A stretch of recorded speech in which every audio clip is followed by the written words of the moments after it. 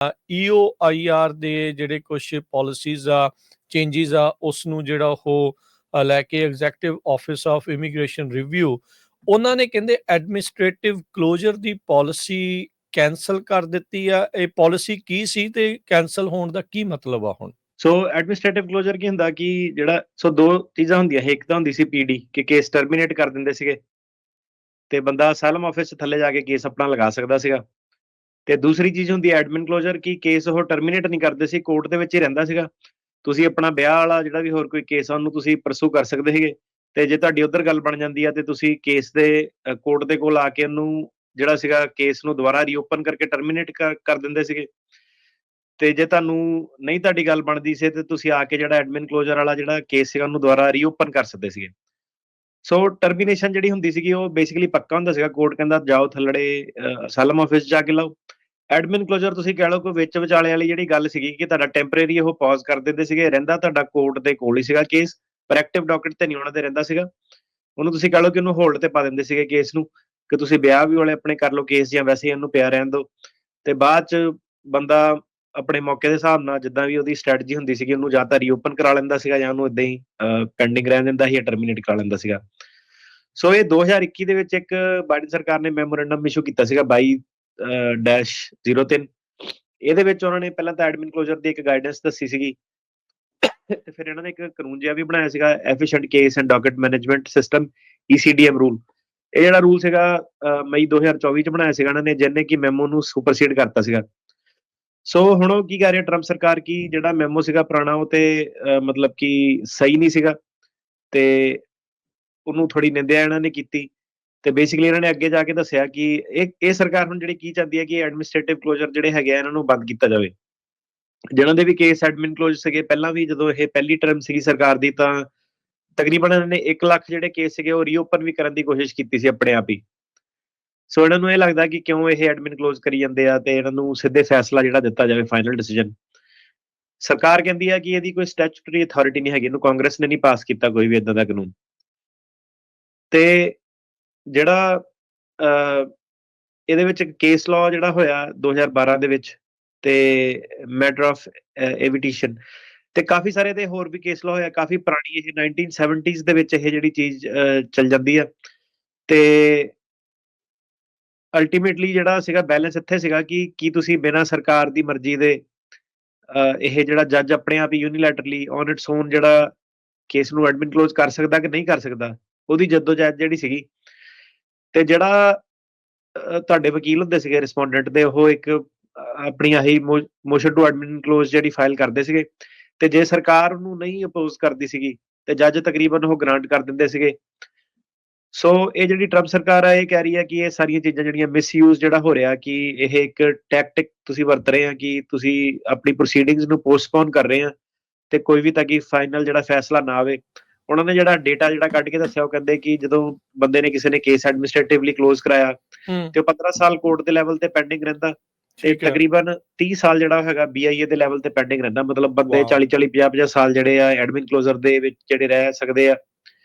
2013 ਤੋਂ ਲੈ ਕੇ 2025 ਦੇ ਵਿੱਚ ਉਹ ਕਹਿੰਦੇ ਆ ਕਿ ਤਕਰੀਬਨ 2.5 ਲੱਖ ਜਿਹੜੇ ਕੇਸ ਸੀਗੇ ਉਹ ਐਡਮਿਨਿਸਟ੍ਰੇਟਿਵਲੀ ਕਲੋਜ਼ ਜਿਹੜੇ ਕੀਤੇ ਗਏ ਆ, ਤੇ ਉਹਨਾਂ ਲੋਕਾਂ ਦੇ ਜਿਹਨਾਂ ਦੇ ਅਸਾਈਲਮ ਦੇ ਝੂਠੇ ਕਲੇਮ ਸੀਗੇ ਜਾਂ ਏਦਾਂ ਦੇ ਕਲੇਮ ਸੀਗੇ ਜਿਹੜੇ ਜਿੱਤ ਨਹੀਂ ਸਕਦੇ ਸੀਗੇ। ਠੀਕ ਹੈ। ਤੇ ਉਹ ਕਹਿੰਦੇ ਕਿ ਇਹ ਬੈਕਲੌਗ ਜਿਹੜਾ 4 ਮਿਲੀਅਨ ਕੇਸ ਆਲਰੇਡੀ ਸਿਸਟਮ ਦੇ ਵਿੱਚ ਪੈਂਡਿੰਗ ਆ, ਤੇ ਜਿਹੜਾ ਐਡਮਿਨਿਸਟ੍ਰੇਟਿਵ ਦਾ ਜਿਹੜਾ ਕਲੋਜ਼ਰ ਦਾ ਟੂਲ ਆ ਜਿਹੜਾ ਇਹਨੂੰ ਵਾਪਸ ਲਿਆ ਜਾਵੇ, ਕਿਉਂਕਿ ਇਹ ਜਿਹੜੀ ਸਰਕਾਰ ਦੀ ਪਾਵਰ ਨੂੰ ਵੀਕ ਕਰਦਾ, ਤੇ ਇਹਦੇ ਵਿੱਚ ਕੋਈ ਵੀ ਇਹਨਾਂ ਨੂੰ ਨਾ ਹੀ ਕਨਸਟੀਟਿਊਸ਼ਨ ਨੇ ਏਦਾਂ ਦੀ ਕੋਈ ਪ੍ਰੋਵੀਜ਼ਨ ਦਿੱਤੀ ਹੈ, ਨਾ ਹੀ ਕਾਂਗਰਸ ਨੇ ਇਹਨਾਂ ਨੂੰ ਆਥੋਰਾਈਜ਼ ਕੀਤਾ। ਤੇ ਨਾਲ ਹੀ ਉਹ ਇਹ ਕਹਿੰਦੇ ਕਿ ਜਿਹੜਾ ECDM ਰੂਲ ਹੈਗਾ ਉਹ ਤੇ ਅਜੇ ਫਿਲਹਾਲ ਬਾਈਂਡਿੰਗ ਹੈਗਾ ਜਦ ਤੱਕ ਕੋਈ ਹੋਰ ਲੀਗਲ ਐਕਸ਼ਨ ਨਹੀਂ ਆ ਜਾਂਦਾ।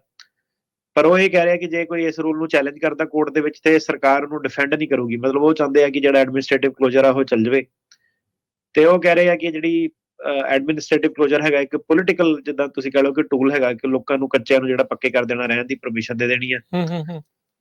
ਤੇ ਹੁਣ ਕੀ ਸੀਗਾ ਕਿ ਜਦੋਂ ਇਹ ED ਦੇ ਰਹੇ ਸੀਗੇ ਜਾਂ ਉਹ ਕਰਦੇ ਸੀਗੇ, ਤਾਂ ਆਪਣੇ ਜਿਹੜੇ ਲੋਕੀ ਆ ਪੰਜਾਬੀ ਕਹਿੰਦੇ ਸੀਗੇ ਕਿ PD ਨਹੀਂ ਚਾਹੀਦੀ, ਐਡਮਿਨ ਕਲੋਜ਼ਰ ਨਹੀਂ ਚਾਹੀਦਾ। ਹਾਂਜੀ। ਹੁਣ ਜਦੋਂ ਇਹਨਾਂ ਨੇ ਵਾਪਸ ਲੈ ਲਿਆ ਜਾਂ ਪੀਡੀਆਂ ਪੂਡੀਆਂ ਆਫ ਹੋ ਗਈਆਂ, ਹੁਣ ਇੱਕਦਮ ਹੀ ਬੜਾ ਜ਼ਿਆਦਾ ਰਸ਼ ਵੱਧ ਗਿਆ ਕਿ ਮੈਨੂੰ PD ਲੈ ਕੇ ਦਿਓ, ਮੈਨੂੰ ਐਡਮਿਨ ਕਲੋਜ਼ਰ ਲੈ ਕੇ ਦਿਓ। ਠੀਕ ਹੈ। ਸੋ ਲੋਕੀ ਵੀ ਉਹ ਚੀਜ਼ ਮੰਗਦੇ ਆ ਜਿਹੜੀ ਸਰਕਾਰ ਜਿਹੜੀ ਦੇਣਾ ਨਹੀਂ ਚਾਹੁੰਦੀ। ਜਦੋਂ ਉਹ ਚੀਜ਼ ਦਿੰਦੇ ਹੁੰਦੇ ਆ ਉਦੋਂ ਐਕਸਪੈਕਟੇਸ਼ਨ ਜ਼ਿਆਦਾ ਹੁੰਦੀ ਆ ਕਿ ਨਹੀਂ ਜੀ ਆਪਾਂ ਕਲੋਜ਼ ਨਹੀਂ ਕਰਾਉਣਾ। ਤੇ ਕਾਫੀ ਸਾਰੇ ਜਿਹੜੇ ਤੁਸੀਂ ਕਹ ਲਓ ਕਿ ਸਖਤ ਕਾਨੂੰਨ ਜਿਹੜੇ ਹੈਗੇ ਆ, ਤੇ ਕਈ ਜੱਜ ਤਾਂ ਬੇਸਿਕਲੀ ਫਾਰਮਸ ਵਗੈਰਾ ਦੇ ਵਿੱਚ ਹੀ ਤੁਹਾਡੇ ਡਿਫੈਕਟ ਲੱਭ ਕੇ, ਜਿੱਦਾਂ ਪਾਲਿਸੀ ਮੈਮੋਰੈਂਡਮ ਇਹਨਾਂ ਦਾ ਨਵਾਂ ਵੀ ਇੱਕ ਆਇਆ ਕਿ ਜਿਹੜੇ ਬੰਦੇ ਨੇ ਆਪਣੀ ਪੂਰੀ ਡਿਟੇਲ ਇਨਫੋਰਮੇਸ਼ਨ ਨਹੀਂ ਦੱਸੀ, ਏਦਾਂ ਦਾ ਆਪਣੇ ਅੱਧ-ਪਚੱਦੇ ਜੇ ਬਿਆਨ ਦਿੱਤੇ ਆ ਕਿ ਉਹ ਐਪਲੀਕੇਸ਼ਨ ਉਹਦੀ ਕੰਪਲੀਟ ਨਹੀਂ ਹੈਗੀ, ਤੇ ਉਹਨੂੰ ਵੀ ਉਹ ਜਿਹੜਾ ਸੀਗਾ ਜੱਜ ਕੈਂਸਲ ਕਰ ਸਕਦੇ ਆ।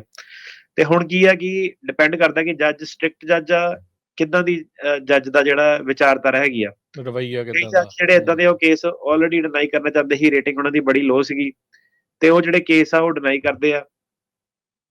ਦੂਸਰੀ ਚੀਜ਼ ਆਪਾਂ ਦੇਖੀ ਆ ਕਿ ਜਿਹੜੇ ਲੋਕਾਂ ਨੇ, ਕਈਆਂ ਨੇ ਵਿਆਹ ਕਰਾਏ ਹੋਏ ਆ, ਠੀਕ ਆ, ਭਾਵੇਂ ਉਹਨਾਂ ਨੇ ਅਜੇ ਕੋਈ ਵਿਆਹ ਦਾ ਕੇਸ ਫਾਈਲ ਨਹੀਂ ਕੀਤਾ, ਜੱਜ ਜਿਹੜੇ ਹੈਗੇ ਆ ਉਹ ਆਲਰੇਡੀ ਕਹਿ ਰਹੇ ਆ ਕਿ ਤੁਸੀਂ ਇਹ ਜਿਹੜਾ ਘਪਲਾ ਕਰਨ ਨੂੰ ਕੋਈ ਵਿਆਹ ਕਰਾਇਆ, ਘਰ ਵਾਲੀ ਕਿਉਂ ਨਹੀਂ ਆਈ, ਸਪੋਰਟ 'ਚ ਲੈਟਰ ਕਿਉਂ ਨਹੀਂ ਦਿੱਤੀ, ਜਾਂ ਕਈ ਵਾਰੀ ਜਿਹੜੇ ਬੰਦੇ ਜੇਲ੍ਹਾਂ 'ਚ ਡੱਕ ਲੈਂਦੇ ਆ, ਬੌਂਡ ਉਹਨਾਂ ਨੂੰ ਪੈਂਦਾ, ਉਹ 'ਚ ਜੱਜ ਕੁਐਸਚਨ ਕਰਦੇ ਆ ਕਿ ਜਿਹੜਾ ਤੁਸੀਂ ਵਿਆਹ ਕਰਾਇਆ ਉਹਦੇ ਵਿੱਚ ਘਰ ਵਾਲੀ ਕਿੱਥੇ ਆ, ਵਿਆਹ ਦੇ ਰਿਲੇਟਡ ਸਵਾਲ ਜਿਹੜੇ ਪੁੱਛੇ ਜਾਂਦੇ ਆ।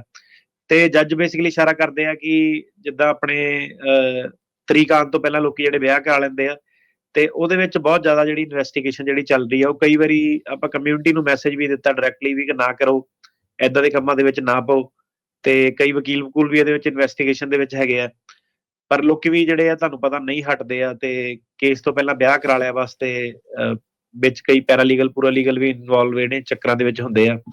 ਤੇ ਏਦਾਂ ਦਾ ਕੰਮ ਜਿਹੜਾ ਸੀਗਾ ਉਹ ਬੜਾ ਆਪਣੀ ਕਮਿਊਨਿਟੀ ਦੇ ਵਿੱਚ ਸੀਗਾ, ਜਿਹੜਾ ਕਿ ਇੱਕ ਵਿਆਹ ਕਰਾ ਲਿਆ ਸਾਈਡ ਤੇ ਜੱਜ ਜਦੋਂ ਪੁੱਛਦਾ ਕੋਰਟ ਦੇ ਵਿੱਚ, ਪਹਿਲਾਂ ਤਾਂ ਚਲੋ ਨਜ਼ਰਅੰਦਾਜ਼ ਹੁੰਦੀ ਸੀ, ਸਰ ਤੁਹਾਡੇ ਅਸਾਈਲਮ ਤੇ ਫੋਕਸ ਰਹਿੰਦਾ ਸੀਗਾ।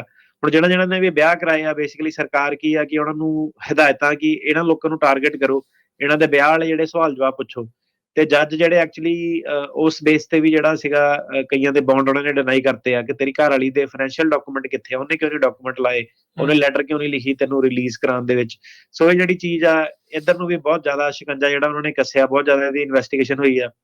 ਸੋ ਰਾਜਕਰਨ ਜੀ, ਇਹ ਉਹੀ ਚੀਜ਼ਾਂ ਜਿਹੜੀਆਂ ਆਪਾਂ ਜਦੋਂ ਰੇਡੀਓ ਦੇ ਉੱਤੇ ਦੱਸਦੇ ਸੀਗੇ, ਟਿਕਟੌਕ ਤੇ ਦੱਸਦੇ ਸੀਗੇ, ਕਈ ਦੁਖੀ ਆਤਮਾ ਸਾਡੇ ਨਾਲ ਖਹਿੰਦੀਆਂ ਸੀਗੀਆਂ ਕਿ ਲੈ ਕੀ ਬੋਲੀ ਜਾਂਦੇ ਆ।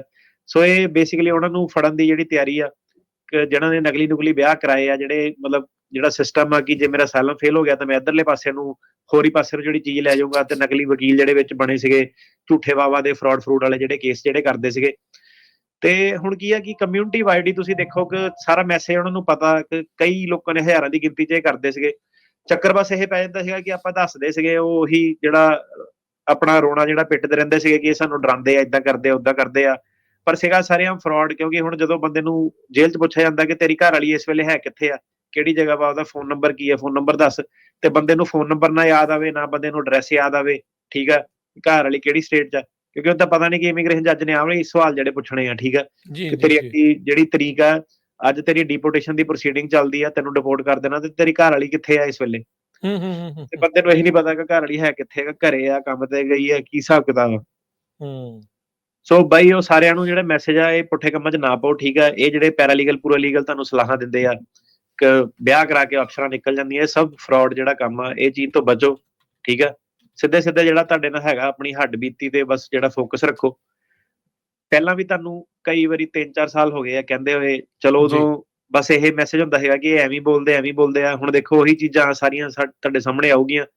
ਤੇ ਕੀ ਹੈ ਕਿ ਜਿਹੜੇ ਲਾਅ ਆਫਿਸ ਇਹ ਵਾਲੇ ਕੰਮ ਕਰਦੇ ਵੀ ਆ, ਪ੍ਰੋਬਲਮ ਇਹਦੇ ਵਿੱਚ ਇਹ ਆਉਂਦੀ ਹੈ ਕਿ ਜਦੋਂ ਇੱਕ ਜਣੇ ਨੂੰ ਉਹ ਖਿੱਚਦੇ, ਉਹ ਸਾਰਾ ਜਿਹੜਾ ਪਿੱਛੇ ਬੈਕ ਤੱਕ ਜਾਂਦੇ ਆ। ਤੇ ਇਹ ਨਾ ਤੁਸੀਂ ਸੋਚਿਓ ਕਿ ਤੁਹਾਨੂੰ ਗ੍ਰੀਨ ਕਾਰਡ ਮਿਲ ਗਿਆ ਜਾਂ ਸਿਟੀਜ਼ਨ ਮਿਲ ਜਾਣੀ ਆ ਤੇ ਤੁਸੀਂ ਇਮਿਊਨ ਹੈਗੇ ਆ। ਸਾਰੇ ਜਿਹੜੇ ਪੁਰਾਣਾ ਜਿਹੜਾ ਪੂਰਾ ਚੱਕਾ ਜਾਮ ਜਿਹੜਾ ਕਰਦੇ ਆ, ਉਹ ਖੋਲਦੇ ਆ ਸਾਰਾ ਕੁਝ, ਜਿਹੜਾ ਇਨਵੈਸਟੀਗੇਸ਼ਨਾਂ ਜਿਹੜੀਆਂ ਪੂਰੀਆਂ ਹੁੰਦੀਆਂ ਹੈਗੀਆਂ, ਪੂਰੀ ਕੱਚਾ ਚੱਠਾ ਖੋਲ ਰਹੇ ਆ। ਹਾਂ, ਤੇ ਕਈਆਂ ਨੇ ਜਿਹੜੇ ਬੇਸਿਕਲੀ ਆਪਣਾ ਸੋਸ਼ਲ ਮੀਡੀਆ ਤੇ ਇੰਟਰਸਟ ਵੀ ਐਕਸਪ੍ਰੈਸ ਕਰਦੇ ਆ ਕਿ ਬਹੁਤ ਵਧੀਆ ਗੱਲ ਆ, ਤੁਸੀਂ ਇਹ ਜਿਹੜੀ ਸ਼ੇਅਰ ਕਰ ਰਹੇ, ਅਵੇਅਰਨੈਸ ਕਰ ਰਹੇ ਆ। ਕਈ ਲੋਕੀ ਜਿਹੜੇ ਇਹਦੇ ਵਿੱਚ ਵਿਕਟਮ ਵੀ ਫਸ ਜਾਂਦੇ ਆ, ਕਿਉਂਕਿ ਡੈਸਪਰੇਟ ਹੁੰਦੇ ਆ ਤੇ ਉਹ ਵਿਕਟਮ ਬਣ ਜਾਂਦੇ ਆ, ਇਹਨਾਂ ਲੋਕਾਂ ਦੇ ਹੱਥੇ ਚੜ ਜਾਂਦੇ ਆ, ਗੱਲਾਂ 'ਚ ਆ ਜਾਂਦੇ ਆ। 70-70 80-80 ਹਜ਼ਾਰ ਡਾਲਰ ਇਹ ਲੋਕੀ ਜਿਹੜੇ ਲੈ ਕੇ ਤੇ ਬੰਦੇ ਦਾ ਜਿਹੜਾ ਸੀਗਾ ਉਹਨੂੰ ਇਹ ਗਲਤ ਰਾਹ ਪਾ ਜਾਂਦੇ ਆ। ਤੇ ਕਈ ਲੋਕੀ ਜਿਹੜੇ ਉਹਨਾਂ ਨੇ ਧੰਨਵਾਦੀ ਵੀ ਕੀਤਾ ਕਿ ਇਹ ਤੁਹਾਡਾ ਜਿਹੜਾ ਪ੍ਰੋਗਰਾਮ ਆਉਂਦਾ ਪੰਜਾਬੀ ਰੇਡੀਓ ਤੇ, ਇਹਨੂੰ ਸੁਣ ਕੇ ਆਪਾਂ ਠੱਲ ਵੀ ਪਾਈ ਕਿ ਸਾਡਾ ਰਿਸ਼ਤੇਦਾਰ ਕੋਈ ਪੁੱਠੇ ਕੰਮ ਕਰਨ ਲੱਗਾ ਸੀਗਾ, ਆਪਾਂ ਉਹਨੂੰ ਰੋਕਿਆ।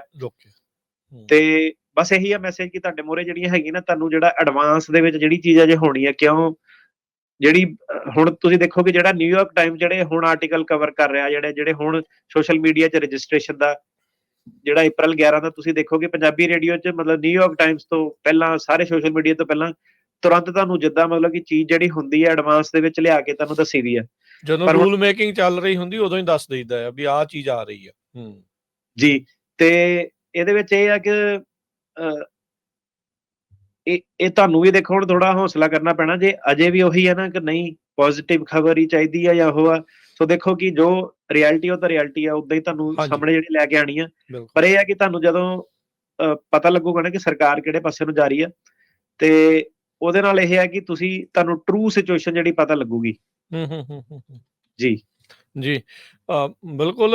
ਅੱਜ ਦੀਆਂ ਖਬਰਾਂ ਦੇ ਵਿੱਚ ਵੀ ਇਦਾਂ ਦਾ ਬੰਦੇ ਸੋਚਦੇ ਆ ਵੀ ਪਤਾ ਨਹੀਂ ਕੀ ਹੋਣਾ। ਇਹ ਤਾਂ ਸਿਟੀਜ਼ਨਾਂ ਦੇ ਪਿੱਛੇ ਦਿਵਾਲੇ ਜਿਹੜੇ ਉਹ ਹੋ ਗਏ ਆ। ਕੋਈ 2 ਸਾਲ ਵਾਲੀ ਜਦੋਂ ਆਪਾਂ ਗੱਲ ਕੀਤੀ ਸੀ ਉਦੋਂ ਕਹਿੰਦੇ ਸੀ ਵੀ ਇਦਾਂ ਹੋ ਹੀ ਨਹੀਂ ਸਕਦਾ। ਜਦੋਂ ਰਜਿਸਟ੍ਰੇਸ਼ਨ ਦੀ ਗੱਲ ਕੀਤੀ ਸੀ ਕਹਿੰਦੇ ਲੋੜ ਨਹੀਂ ਪੈਣੀ। ਤੇ ਹੁਣ ਗ੍ਰੀਨ ਕਾਰਡ ਵਾਲੇ ਵੀ ਚੱਕ ਕੇ ਲੂਜ਼ੀਆਨਾ ਦੇ ਉਹਦੇ ਵਿੱਚ ਚੱਕ ਕੇ ਸਿੱਟੇ ਆ ਅਗਲਿਆਂ ਨੇ ਫੋਰਨ ਪਾਲਿਸੀ ਦਾ ਬਹਾਨਾ ਲਾ ਕੇ।